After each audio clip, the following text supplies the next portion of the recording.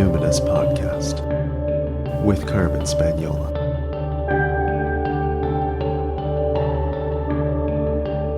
Hi there, and welcome to the Numinous Podcast, where we have interesting conversations with everyday folks about the mystery of life.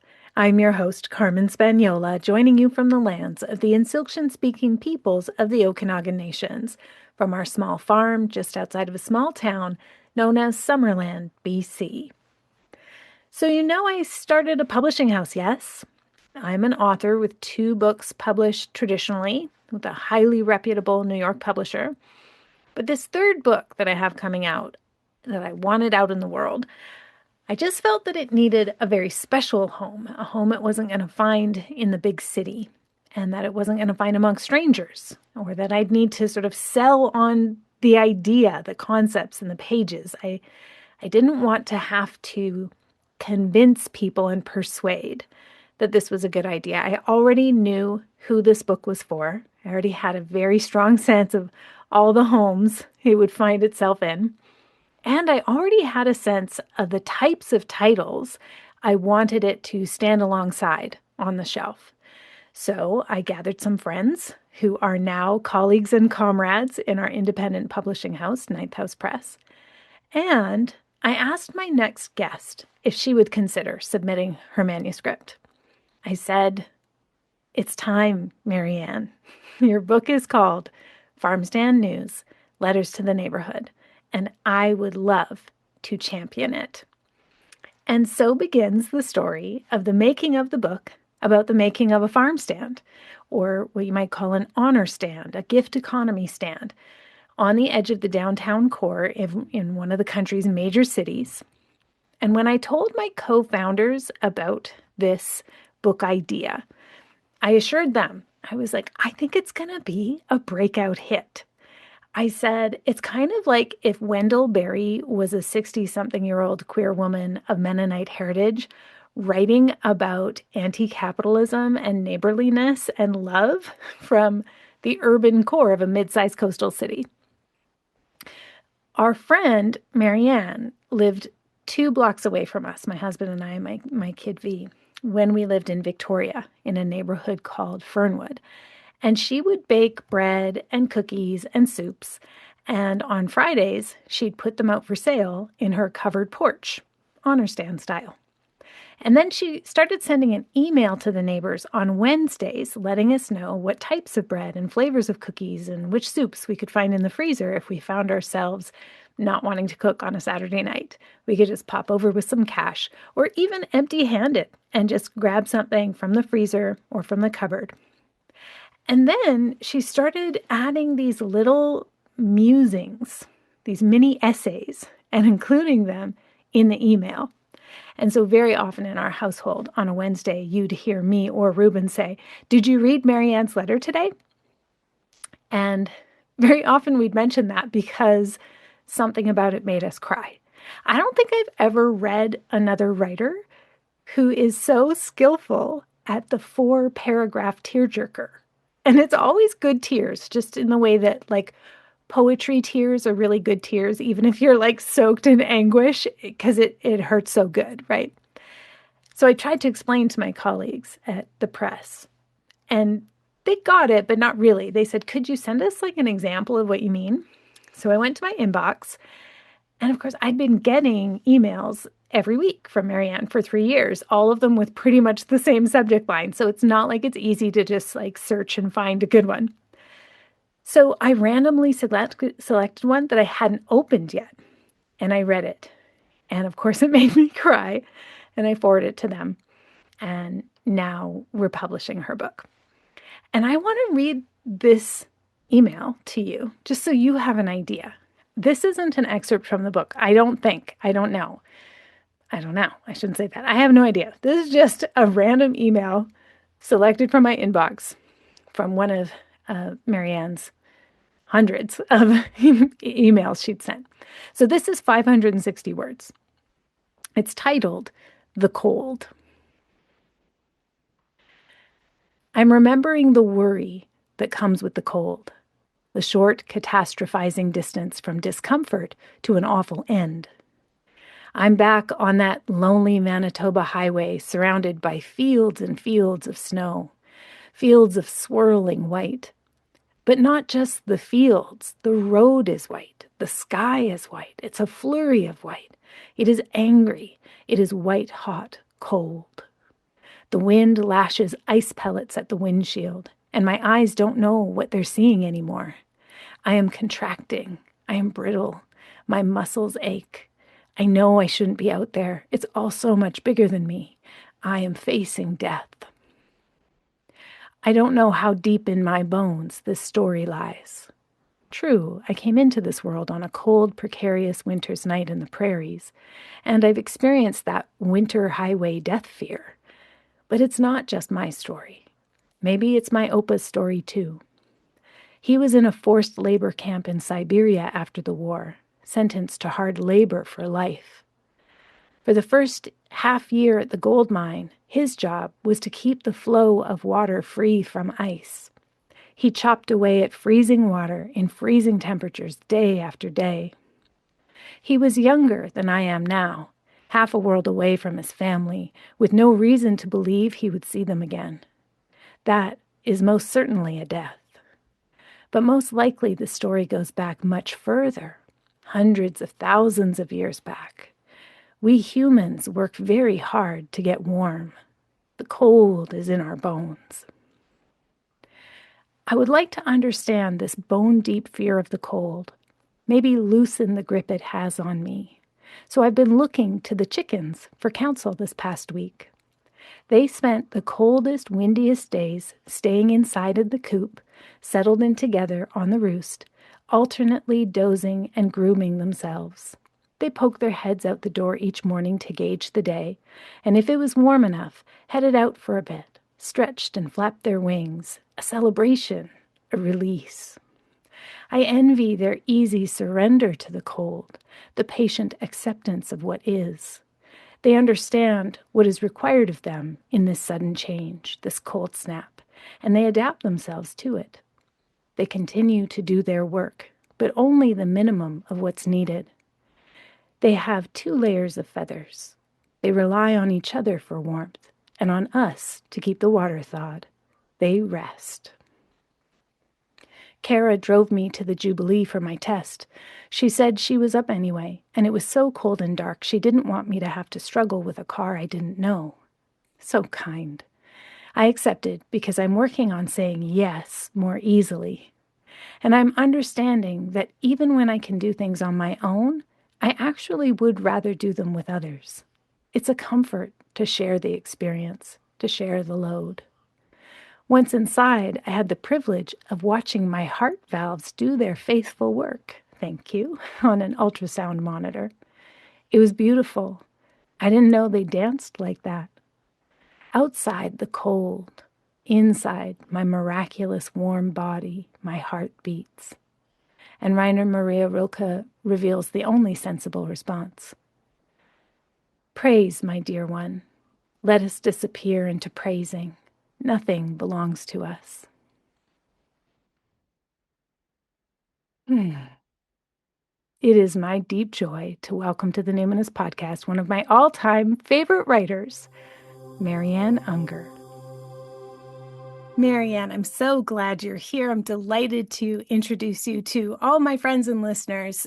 Start us off with the classic question, what identities do you lead with? Hi, Carmen. Okay, so that's a great question. I would say that changes day to day, and probably today I am here. I would say mother. I feel quite attached to the stories in this book, and we're going to be talking about the book. They're about nourishing, and they're about food, and that's all kind of mothery things for me. And so probably it would be good to know that I also identify as a white settler from Russian Mennonite descent. And I'm cisgender and I'm queer. And those are all kind of labels that I have a hard time with. But, it's helpful, right? It kind of tells us who I am. But I guess mostly mother. Mm. Yeah, I know you're also a very private person, so you might not identify that way publicly, or even just like sort of labeling yourself publicly is not um you're not something you're accustomed to necessarily. It's not how you move through the world, but I appreciate you sharing that with listeners so they can, as we say, locate where you are in the world. Can you also locate yourself physically? Tell us where you are and what's happening right now. Well, I was in the greenhouse, which is one of my favorite places in the world. But my phone anyway, I'm having tech problems today. So now I've gone inside to the kitchen, which is also one of my favorite places in the world. So all is well. That's great. Yeah. All right. So, although your family heritage isn't necessarily central to your book, Farm Stand News, Letters to the Neighborhood, it is a prominent thread. So, can you tell us who are the Mennonites, maybe even who are the Russian Mennonites? Yeah, sure. Yeah, I feel that that's a huge part of my identity. I mean, I don't know how far back should we go? The Mennonites came from from the 1600s, and they were part of the Anabaptist movement, and they were really challenging the power of the day, which was both actually the Catholicism and the Protestant Church. And so they were just kind of very radical, and made that as a result they were chased down and persecuted and killed and all that sort of stuff. So they were always on the hunt for a home. And at a certain point, probably in the 1700s, they ended up in Russia. That's my people. That's basically where they're from. But Mennonites are very varied, just like any other group in the world. And there are many different kinds. There's also Mennonites who are extremely conservative, and we probably hear about those more. And there are very progressive Mennonites, and there are folks who are, for me, I'm a Mennonite by heritage, and others are by religion, by their faith. And so, yeah, there's a real variety. Mm. But for me, it's all about my omas and the food, and mostly how they came from a very, very strong community living. And that is something that I feel is a big part of the book, and it's a big part of my life. Like I want to learn how to live in community, and it's difficult to do. I find it there's no systems in place that want to help us do that. Is it kind of like being a secular Jew then? It's sort of like I don't practice an Anabaptist, or like I don't practice the religion, but culturally and the way I relate, and maybe my elders might be religious, but I'm not, is it a similar kind of thing? Yeah, exactly. Yeah, that's Okay. basically it. Yeah. Okay. And so what do the Mennonites believe? What they were wanting, the churches were very everything had to be God, like you'd have to go through the priest in order to get to God. Like and the church was very, they demanded a lot of money and a lot of obedience, and it just did not, it was difficult for people. But the Mennonites especially wanted a direct relationship with God, and they were pacifists as well. So it's like they wanted to be, I think Anabaptist means to be baptized again. It's basically they want to be able to choose as adults whether they have a faith or not, instead of being baptized as a baby and then just kind of being a part of it. But yeah, the pacifism is also a big tenet of it. So uh, speaking as a Quaker person, Quakers and Mennonites are similar in that sense. Where they Yes. where they differ, so similar in that they have a direct channel, very personal relationship with the divine, and pacifism, and anti-war, anti-draft, all of that kind of thing. Where they differ is Quakers don't believe in rituals, so they don't have Mm. baptisms and things like that. So I'm sure there are other things too, but that's one thing that's kind of popping out for me. And maybe is it true that the Mennonites kind of started in Europe and many of them moved east, whereas Quakers were they started in Britain and a lot of them went west towards America. Is that kind of a general statement about Mennonites? Were they in Germany or something? Where'd they come from? Yeah, they came from Germany and Switzerland. Mm. And then, but the fellow, his name is Menno Simons, that's where the Mennonite came from. He was a priest, a Catholic priest who left the church and kind of started writing about kind of his what he felt should change in the church. And so he actually was in Holland, in what is now Holland. So it was kind of that, it's like Dutch. Some Mennonites are Dutch, some are German, some are Swiss. The Swiss ones went straight to Pennsylvania. The German Dutch ones went to Prussia and then to Russia, and then from to North. Well, my family actually went to South America before they came to Canada. So Yeah, lots of Mennonites in South America. Yeah, Relatively. yeah, Yeah. Yeah. Lots It's of fascinating. colonies. Yeah, Lots of colonies. Yeah, because they're yeah. colonizers. Yeah. Yeah. Yes, exactly. Okay. That's exactly right. Yeah.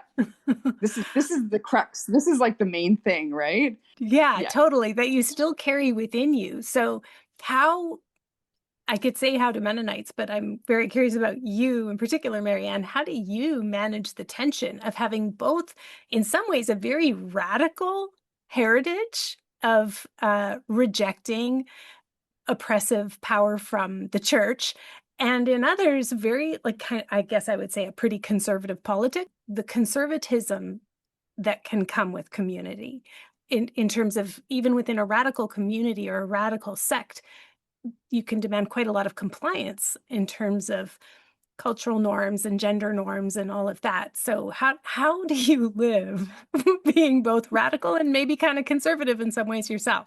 Yeah. Wow. Okay. So this is what really interests me. What Mennonites always wanted was home. Colonial governments really loved them because they're very hardworking and they would just go anywhere. And they were kind of desperate, right? So they were asked to come, and then they were given land for not very much or for free. And of course, they were displacing people. Our home was, taking away the home of other people. The search for home is, I guess, the link. Like the search for home is like a sacred search, right? We're all looking for home. I think that's probably one of the reasons why I'm doing what I do, is because, again, like bringing it back to mother and bringing it back to home and to the kitchen. What I'm trying to do is create a home that is not one that displaces others, it's a kitchen that accepts all. There's a chair for everyone around my table. That's sort of an idea. And just being very aware of like the suffering that we've caused, but also the suffering that the system has caused. Like, it's not like Mennonites, wanted to go displace people, but what they needed was a home, and there was always some sort of colonial activity, like whether it's Catherine the Great, wanting to take land from the Turks, or whether, like, it's just in Manitoba, the government wanted to take the land away from the Métis and give it to Mennonites. Like, it's just ongoing. It's just, this is what colonialism is, and so land is always a part of that. And so I'm aware of the perpetrator in me, and I'm also aware of the capacity that I have to not do that, and also to just take the judgment out of it.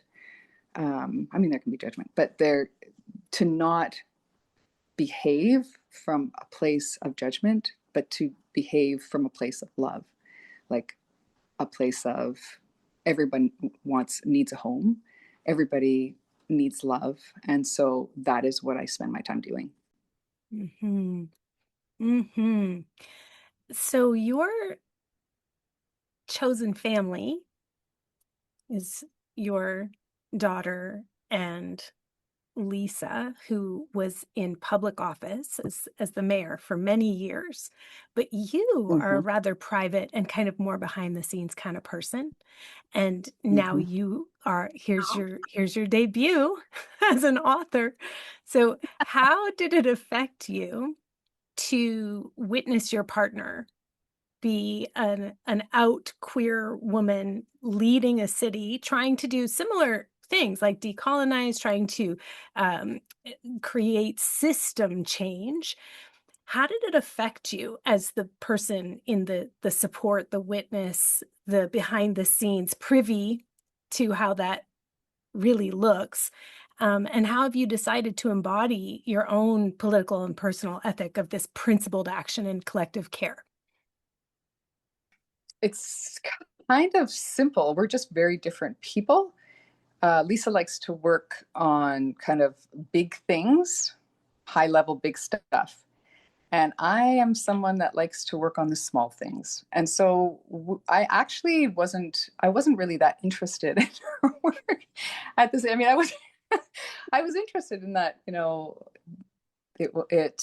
it's important to make good policy, like inclusive policy. Like it's important. It's just that it's not my thing. And so basically she does her stuff and I do mine. And it's a good match, right? Um, it's doing the same thing. It's just doing it on a different scale, or doing it, yeah, according to my heart, and she does it according to her heart. It's just like everybody is needed, right? We're all needed. We all are part of the healing of the world, and you just do you, like whoever you are. That's what you do. Mm, that's really great to hear because I can imagine a lot of listeners are like myself. They'd be like, wow, when you're with a partner who's like very visible and very active in the community and all of that, it could make one feel a little like, oh, and here's my little project that I'm doing. But you're so right that like we know that we need the principled action at every single scale. And not everybody can work at those different kinds of scales. Not everybody's cut out for it, especially, um, being a visible woman, a visible queer woman is a very difficult thing. How are you feeling about being more visible now as you embrace the identity of author? Yeah, I just have to keep telling myself that, in our world, a public person, or like somebody who's kind of more, yeah, they're just more public person, is has to behave a certain way, and it's just not me. And also we have like this celebrity culture where it's like you know as soon as Lisa was on TV or something, or people, they would approach her differently, and they and we, I mean, we do this all the time, right? Like we kind of hold the celebrity to a certain standard and a certain thing, and what it actually does is separate you from that person, because they've ceased to be a human being because they're something else. And so I actually think that that's kind of sad, and so yeah, I think that there's room for everybody in this world. Like we don't all want to be politicians, and we don't all want to be, yeah, we just want to be ourselves, and kind of go, move from our hearts. Hmm. Hmm.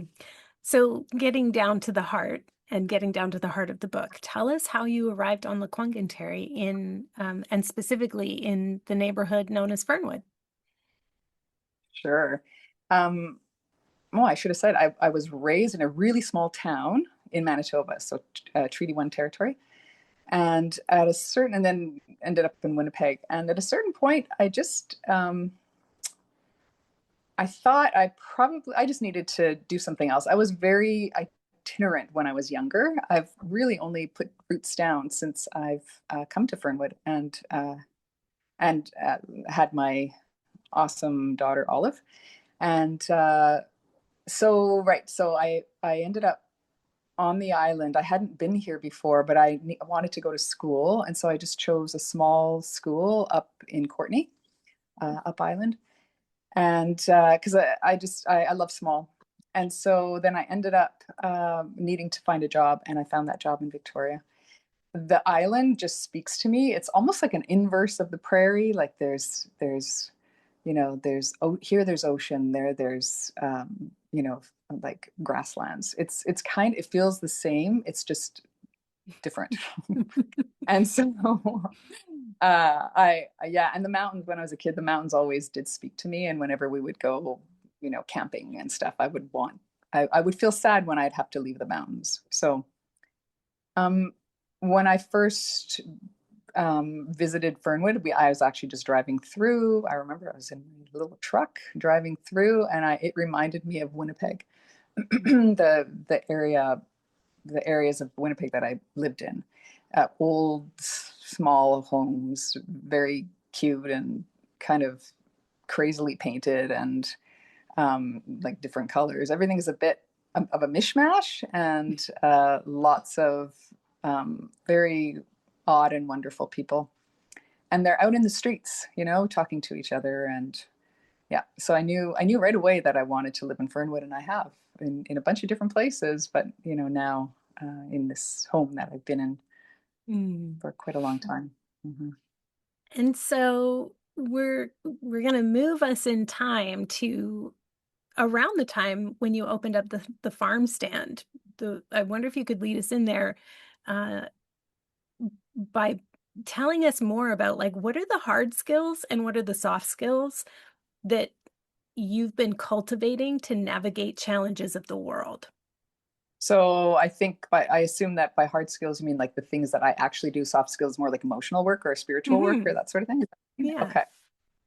I've never really been a person that has a plan, like thinks of something, has a plan, and then carries out, does all the steps to carry things out.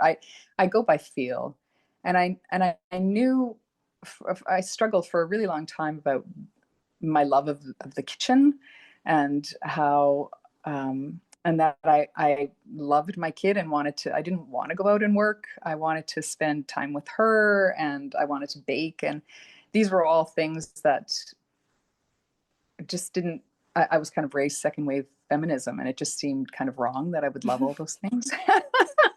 So I it totally took me a relate. while. Yeah. So it took me a while to get here. And I just like, I'm just good at following my heart and then just doing that. Like if my heart says do this, then I will. And then all of a sudden I've got a farm stand, and I'm running it out of my front porch. The hard skills there is like I kind of worry a lot about the future. I know that you and I have talked about collapse and kind of the long descent and that stuff. I feel like any kind of actual skill of food making is a really good skill to have. And that's everything from like knowing how to grow a few vegetables or a lot, and knowing how to preserve food for into the winter when it's not growing outside. Any of those, canning and making things, that those I think are really awesome skills to have. I also really love doing it. So, and of course I come from these Mennonite women who always made food, a lot of it, for a lot of people. So if it wasn't their own large families, it would be the church or the community or the co-op or the whatever. And so I that's kind of how I see the farm stand. I see it first of all as kind of when I make food, I just make, like for my family, I just make more of it and I put it out into the farm stand. Um, I make bread because I love bread and butter and that sort of stuff. I make jam, like all those kinds of things. So it suits me, but it also just feels right to be making sure that these skills don't go, aren't lost. Mm-hmm. Mm-hmm. As for like kind of spiritual work, like I really feel like the work of the hands is the work of the spirit. It's like that when my hands are making, I want to write, or I am writing in my mind, or I am working out, like a pickle between me and a neighbor or something, right? Like it just happens so beautifully. And that's whether I'm making bread, or I'm, digging out bluebells, or I'm, growing food for us. It's just, there's a direct link for me, hands to heart and spirit. And I decided some years ago that my brother once told me that he had a friend who said that he was living a deliberately contemplative life. And I loved that. And I just knew that that was also what I'm trying to do. I love Wendell Berry, and he often talks about like that we all need good work. So what feeds us, work that feeds us. And I feel like this work, the farm stand and all the making, that feeds me. And I know it's good for the world too. Like it feeds the world as well. Mm-hmm. Can you tell us about the farm stand? Like locate us in your book. When did the farm stand start? What was happening? What does it look like? Where did the letters come from? What are some of your favorite themes you've been working out through your book? Sure. So it was like just early pandemic times. A friend of mine just said that he remembers me kind of talking about it here and there, like kind of maybe starting something with, food. And then all of a sudden there was this farm stand. So like, it wasn't really like a planned out thing, like I said.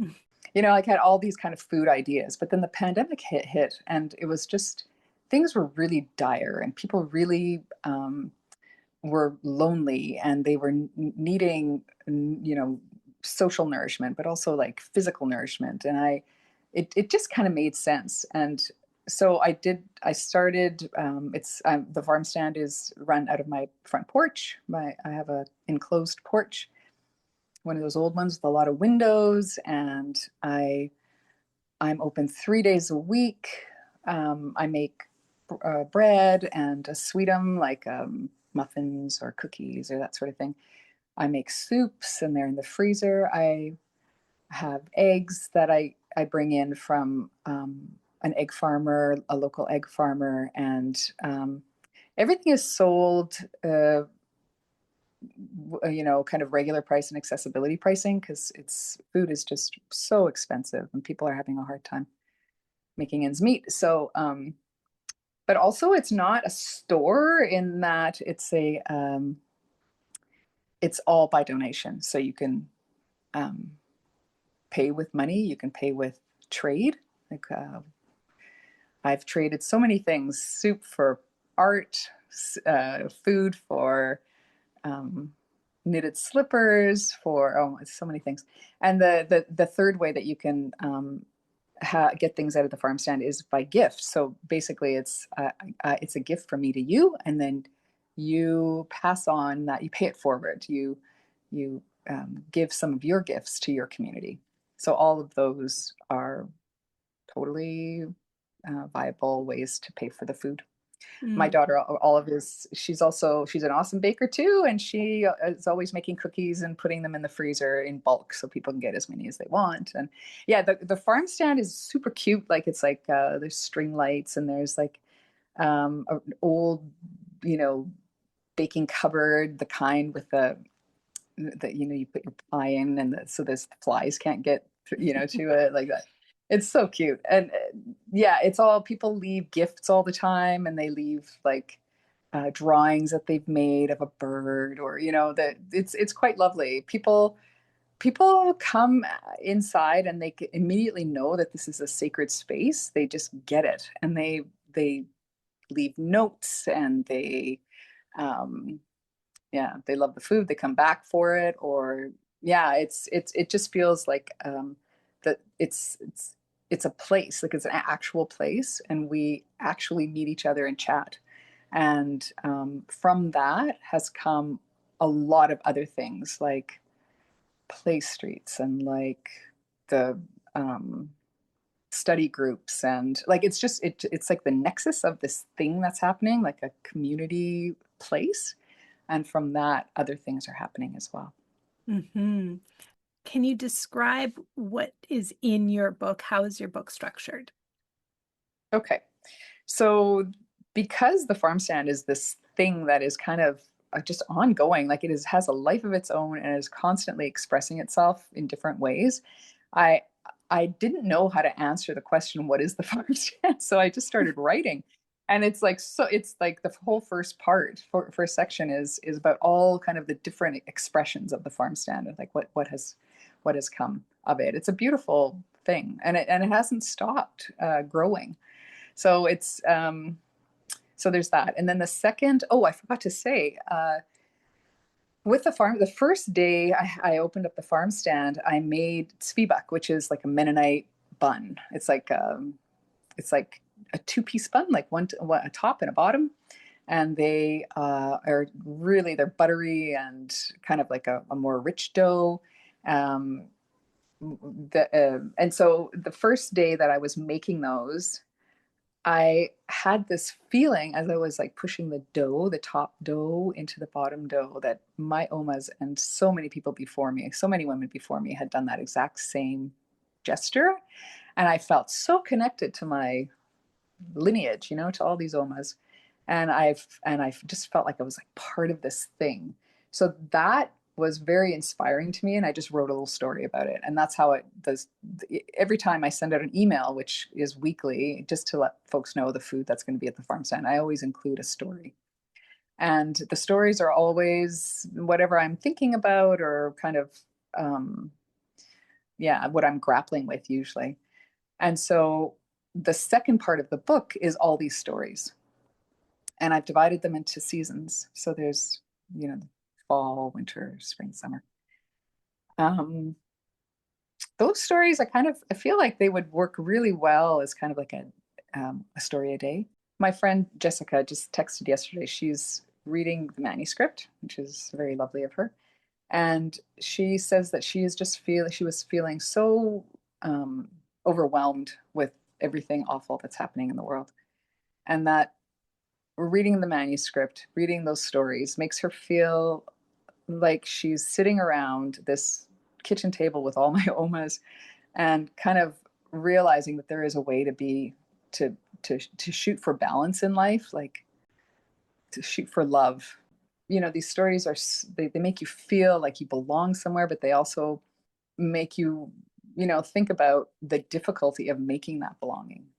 Mm. And so yeah, it's but and it is it's another world, right? Like it's not, the world out there is very difficult to navigate, and we all need to make sure that we are making worlds close to us, inside us, and with our people that are the antidote, that, you know, it's new worlds, right? It's the worlds that will actually take us places that we want to go, not towards war, not towards exclusion. It's towards love and inclusion.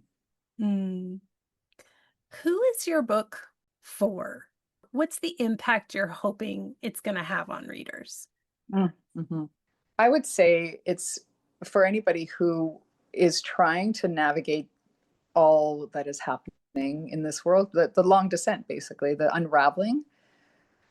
How to do that and still feel like we're doing something, that we're bringing, that there is like without losing hope, because I'm grappling with that myself. This is not like I don't know this stuff, I'm learning this stuff, and I keep coming back to it's people, it's the people and the relationships that you make, it's the love that you share, it's the small kindness. Like these are the things these are the things that make us want to get up in the morning. Like it's visceral, and it's like existential, and it doesn't have to be saving a million people. It really can be having relationships with the people next door that is life-giving and loving, and sending all that out into the world. The third part of my book is actually recipes. So it's a real mix. Like it's like I really hope that it inspires people to throw a potluck, or to just make connection with people, send a lot of love out into the world, and maybe do things with your hands. Decide, you know, that you're going to make a bit some bread, or you know, can a bunch of jam and give it away. it's like, it's so simple and it really is everything. This kind of love of each other, and this belonging that we can actually make. And food is always a part of belonging, like making community. Like food is just, yeah, food is big. Mm-hmm. Mm-hmm. Marianne, how do you cope with grief and rage? Like in your quiet, personal, private moments when it is feeling really hard. How are you coping? Well, I I breathe, and then I find that what works for me is to kind of go small. So to go into my own heart, to get quiet, to try and understand what threw me off, or like what is that thing out there that's really stressing me out or giving me anxiety or whatever. So it's like a lot of kind of looking inside, but not only that, then also to go outward facing, like go big, as in go to awe, go to spirit, go to um, the beautiful native bees in the garden and what they're all doing. Like it's just beautiful gifts that we are always a part of, because life is actually abundant. It's like, I think both things for me are important, that I look inside, but that I never stay there, that I go outside. And like gratitude is a big part of that, because really once you start looking for gifts, you see that they're everywhere. Mm. Well, I'm delighted that we captured this conversation, and I know that there are people who are going to love your book, who are going to want to gift it, who are going to want to send it along. I can't wait to see it on shelves and in stores and have it in my hands. Thank you so much for sharing with us today, Marianne. Thanks, Carmen. It was a real pleasure. Farm Stand News Letters to the Neighborhood is now on sale for pre-order at ninthhousepress.com. I would say this is our most giftable title in the entire catalog. So purchase a few copies, if you please. We would be so grateful, but also you will not regret it. You are definitely going to think of people who will enjoy this heart-opening work. When I think about, well, certainly Wendell Berry, there's various books of contemplations that I would think about as being comparable. So any kind of book that you can just like pick up, read a 5-minute essay, and come away feeling more connected to your humanity, that's this kind of book. If you are a therapist or counselor, this is a great waiting room book. If you are in corporate, this is going to be a great, team self-care, appreciation kind of basket stuffer. This is a thing that you would get for people that you want to feel loved and that you want to feel are doing important work in the world. Do you or someone you know need a queer Mennonite auntie to make you cookies and show you how to bake bread and teach you how to live a good life? Then this book is for you. And if you can't afford it, I highly, highly recommend that you purchase the Power Reader Bundle from Ninth House Press. So that way you'll get all 6 titles from the debut catalog, plus free shipping and 15% off, and all the bonuses available from all the authors. So if you are thinking about gifting, if this is going to be our holiday season of literacy celebration, if we're all gonna get very Icelandic, Scandinavian, how they I think it's Iceland, where they all give each other books around Christmas time. If this is the year, get the Power Reader Bundle and tack on a few more Farm Stand News. The books are going to arrive early November, just in time for gift giving season. I will not judge you if you just quickly read all of the books and then gift the ones that someone else will love. You can pre-order now at ninthhousepress.com. Thank you so much for doing that. Thank you in advance. As always, we're also over here in the Numinous Network, kind of adjacent, same kind of thing, where we talk about topics like this, things like anti-capitalist small business, community-based care, community-based organizing and responses, collapse resilience. These topics come up in our live calls every day. So you should come join us, even if it's just for a month. Just try out a couple calls, see if you like us. It's the same politic as this podcast, but with daily somatics classes and a really soothing vibe. There's over 50 drop-in sessions a month to hang out with like-minded others, to connect over specific topics. We do that through Zoom. We've been going strong for 5 years now, and I, along with like a dozen other qualified guides, would be delighted to connect with you and welcome you in. Find out more about the Numinous Network at carmenspagnola.com. CarmenSpagnola. Until next time, take care.